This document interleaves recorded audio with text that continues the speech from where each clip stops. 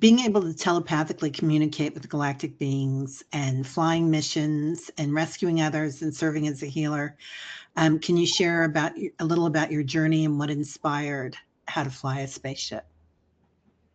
You mean the book, or how? Yeah, the book, How I Learned This. I'm sorry, How I Learned to Fly a Spaceship. So are you asking me about the book, or are you asking me what inspired me to learn how to fly the spaceship, or the? Oh, both. Let's do both. I think we need all of that. Well, the book came from, how they started, they were telling me to write everything down. Okay. And I was journeying and I didn't know that anything was going to come of it, but they were insistent for me to write things down. And I say that to everybody, write your things down. And whenever I was writing down, I have this medical background, so I did everything in shorthand, this, that, and you could hardly read it because my handwriting's terrible. So then all of a sudden it came to, they wanted me to do a blog, and I'm going, I was terrible at the blog.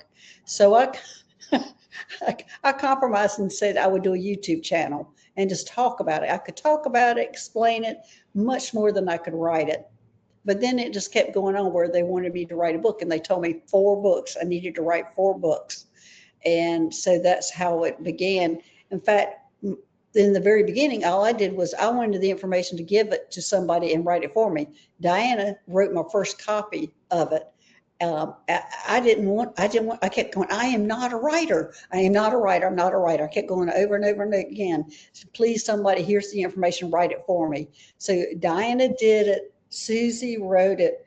And then I had another friend in Mount Shasta write it.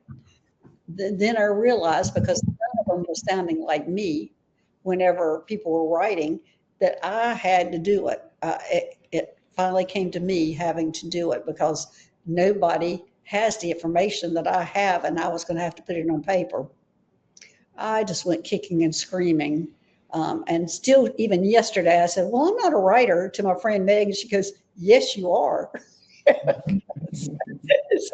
So that's how it happened, because they wanted me to put the information out. Now, the reason why they want to put the information out is because it's going to allow people to open up to it and to read it and know that these are experiences I'm having. So I put it in as a memoir instead of a sci-fi, so people know these are things that are happening, and that a lot of people are experiencing the same thing, and it kind of validates what they're going through.